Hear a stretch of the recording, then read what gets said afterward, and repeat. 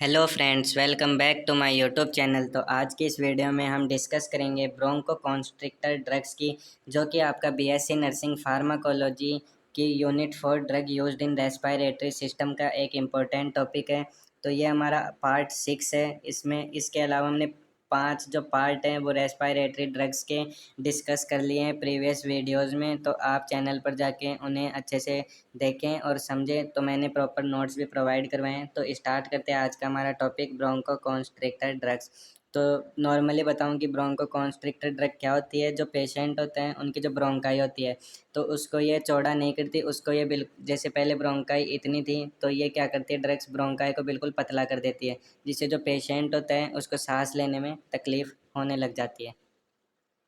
तो फर्स्टली बात करें इसकी डेफिनेशन की, तो bronchoconstrictors are agents, drugs, chemicals और mediators that narrow the airways by causing contraction of bronchial smooth muscles leading to difficulty in breathing.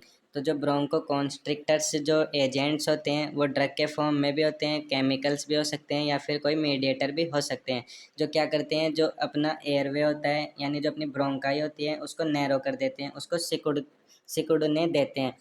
ये कैसे सिकुड़ने देते हैं, ये क्या करते हैं कि जो ब्रोंकियल यानी ब्रोंकाई की जो स्मूथ मसल्स हैं उनके कॉन्ट्रैक्शन को बढ़ा देते हैं, जिससे क्या होता है, जो एयरवे होता है वो सिकुड़ जाता है और जो पेशेंट होता है उसको सांस लेने में तकलीफ होने लगती है। फिर आता है, they are not used therapeutically except in research diagnosis but they are important because they play a role in asthma, COPD and allergic reactions. तो इनका यूज अपन थेराप्यूटिकली नहीं करते हैं, ये सिर्फ डायग्नोसिस या फिर रिसर्च के अंदर ही अपन इनका यूज करते हैं। पर ये जो ब्रोंकोकॉन्स्ट्रिक्टर्स होते हैं ये इम्पोर्टेंट होते हैं क्योंकि ये अस्थमा, सीओपीडी और एलर्जिक रिएक्शंस के अंदर इम्पोर्टेंट रोल है वो प्ले करते हैं। फिर आता है क्लासिफिकेशंस की, कौन कौन सी ड्रग्स के अंदर इसको क्लासिफाई किया गया है। तो फर्स्ट में अपना आता है पैरासिम्पैथोमिमेटिक्स, जिन्हें कोलिनर्जिक ड्रग्स भी बोला जाता है।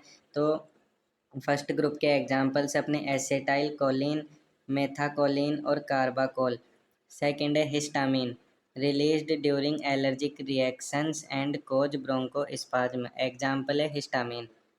इसका मतलब है कि जो अपने हिस्टामिन्स होते हैं वो एलर्जिक रिएक्शंस के अंदर रिलीज होते हैं, जो क्या करते हैं, ब्रोंकोस्पाज्म की कंडीशन को क्रिएट करते हैं।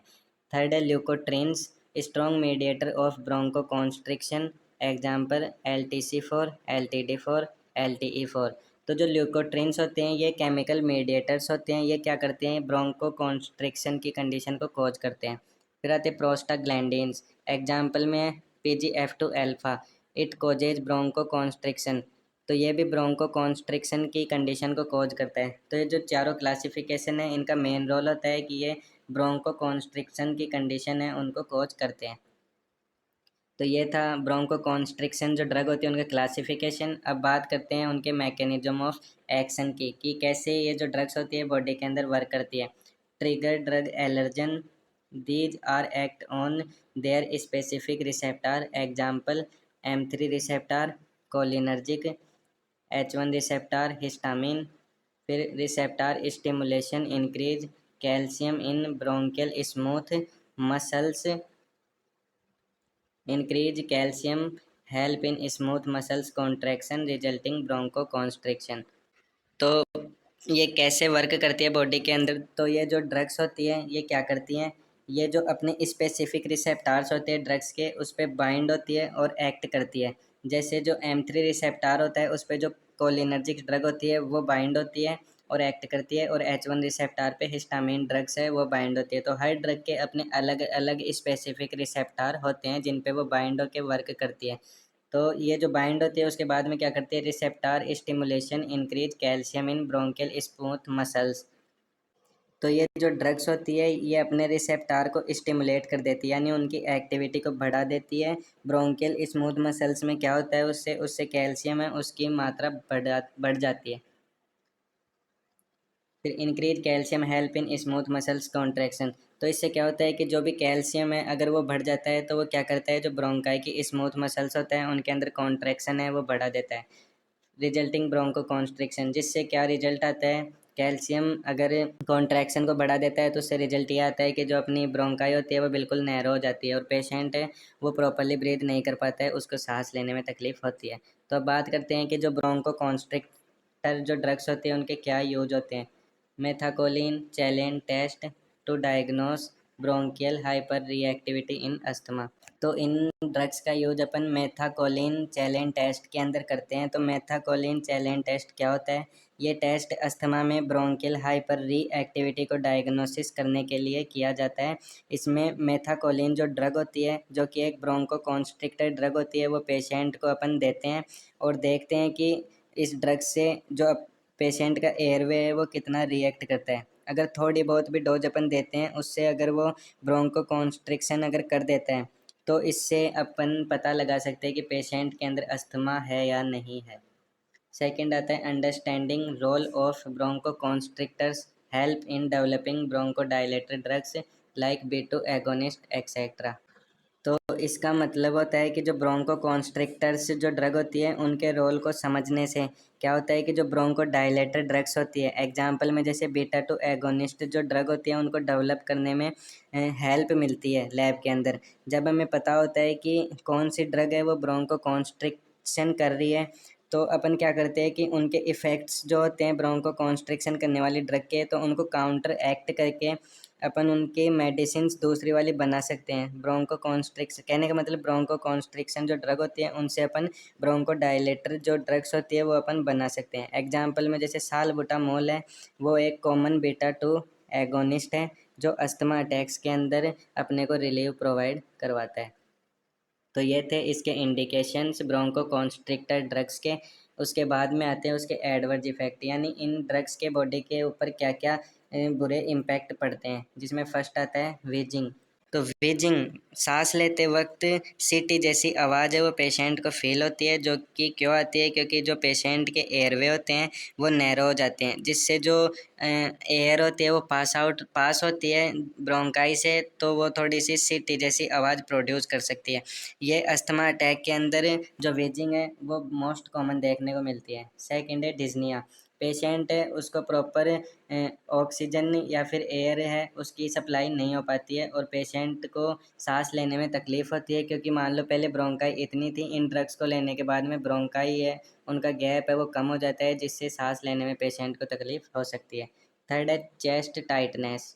चेस्ट टाइटनेस का मतलब है कि सीने के अंदर दबाव है वो पेशेंट महसूस करता है। जैसे कुछ लोगों को स्ट्रेस या एंजाइटी के टाइम पे क्या होता है कि चेस्ट के अंदर टाइटनेस फील होती है, लेकिन जो ये टाइटनेस फील होती है ये अस्थमा के अंदर जो ब्रोंको कॉन्स्ट्रिक्शन होता है उसकी वजह से भी ये मोस्ट कॉमन देखने को मिलती है। फोर्थ है हाइपोक्सीमिया। ब्लड के अंदर ऑक्सीजन का लेवल कम हो जाता है। सीवियर अगर अपन ब्रोंको कॉन्स्ट्रिक्शन किसी पेशेंट के अंदर होता है तो लंग्स से क्या होता है, ब्लड के अंदर ऑक्सीजन ट्रांसफ़र है वो ठीक से नहीं हो पाता है छोटी छोटी कैपिलरी के थ्रू, जिससे हाइपोक्सीमिया की कंडीशन हो सकती है। एग्जाम्पल में मानो जैसे कोई पेशेंट है जिसे सीवियर अस्थमा अटैक आ रहा है, जिससे क्या होता है कि उसके अंदर ऑक्सीजन की कमी हो सकती है, जिसके लिए सप्लीमेंट्री ऑक्सीजन की ज़रूरत पड़ सकती है। सप्लीमेंट्री ऑक्सीजन का मतलब होता है पेशेंट है उसको आर्टिफिशियल तरीके से अपन ब्रीदिंग करवाएं, जैसे वेंटिलेटर पर। उसके बाद में आते हैं नर्सिंग रेस्पॉन्सिबिलिटी की। जो नर्स है उसकी क्या रेस्पॉन्सिबिलिटी होती है पेशेंट को ब्रोंको कॉन्स्ट्रिक्शन ड्रग्स देने में। फर्स्ट आता है monitor patient for science of bronchospasm. जो नर्स होती है उसको ब्रोंको स्पाज्म के जो साइंस होते हैं उनको मॉनिटर करना है। इसके क्या क्या साइन हो सकते हैं? जैसे पेशेंट है उसके अंदर हाइपोक्सीमिया की कंडीशन देखने को मिल सकती है, पेशेंट है उसको सांस लेने में तकलीफ़ हो सकती है, तो इन साइंस को जो नर्स है उसे मॉनिटर करना है। Ensure rescue medications like bronchodilators are available if bronchoconstriction is induced during diagnosis test। इसका मतलब है कि जो ये अपनी ब्रोंको कॉन्स्ट्रिक्शन जो ड्रग्स होती है ये मोस्टली अपन डायग्नोसिस के अंदर ही यूज करते हैं अस्थमा ऐसी कंडीशंस का पता लगाने के लिए।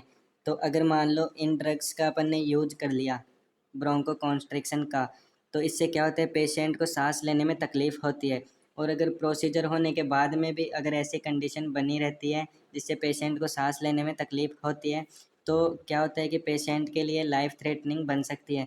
तो जैसे ही अपना ये डायग्नोसिस हो जाता है, उसके बाद में रेस्क्यू मेडिसिन यानी ब्रोंकोडायलेटर्स जो ड्रग होती है वो पेशेंट को दे देते हैं अपन, जिससे क्या होता है कि जो ब्रोंको कॉन्स्ट्रिक्शन की कंडीशन है उसके अंदर सांस नहीं आ रहा था, तो ब्रोंकोडायलेटर देने से जो ब्रोंकाई है वो डायलेट हो जाती है, जिससे पेशेंट वो इजीली ब्रीथ कर पाता है और उसे सांस लेने में तकलीफ नहीं होती।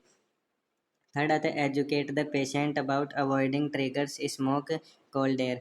तो जो नर्स होती है वो पेशेंट को हेल्थ एजुकेशन में बताती है कि आपको स्मोकिंग नहीं करनी है, आपको ठंडी हवा के संपर्क में नहीं आना है, क्योंकि ये दोनों चीज़ें क्या करती हैं, जो पेशेंट होता है उसकी ब्रोंकाई है उसको कॉन्ट्रिक्शन करने में हेल्प करती है, जिससे क्या होता है पेशेंट को सांस लेने में तकलीफ होती है। तो आई होप आप सभी को समझ में आया होगा। तो ये थे आज का हमारा टॉपिक। तो इसी के साथ जो अपना रेस्पायरेटरी सिस्टम है यानी यूनिट 4 है वो कंप्लीट हो गई है। इसके बाद में अपन डील करेंगे जो अपना कार्डियोवैस्कुलर सिस्टम है, जो कि 5th यूनिट है और ये एक वेरी इंपॉर्टेंट यूनिट है। इसके अंदर से आपके बड़ा क्वेश्चन आने की बहुत संभावनाएं बनी रहती है। तो आई होप आप सभी को आज की इस वीडियो को समझ में आया होगा। अगर आपको वीडियो हेल्पफुल लगती है तो वीडियो को लाइक, शेयर और सब्सक्राइब हमारे चैनल को ज़रूर करें, क्योंकि मैं आपके लिए ऐसी ही वीडियो और लाता रहूँगा। तो आज हमने इस टॉपिक के बारे में पढ़ा, ब्रोंकोकॉन्स्ट्रिक्शन ड्रग क्या होती है, इसकी डेफिनेशन, इसके क्लासिफिकेशन, मैकेनिज्म ऑफ एक्शन, इनके यूजेज, इनके साइड इफ़ेक्ट, इनके कॉन्ट्राइंडिकेशन और इनके क्या क्या जो नर्स है उसकी रेस्पॉन्सिबिलिटी होती है इन ड्रग्स को पेशेंट में देने से पहले या बाद में। तो मिलते हैं अपन नेक्स्ट वीडियो में CVS जो अपना कार्डियोवैस्कुलर सिस्टम है उसके पार्ट 1 के साथ।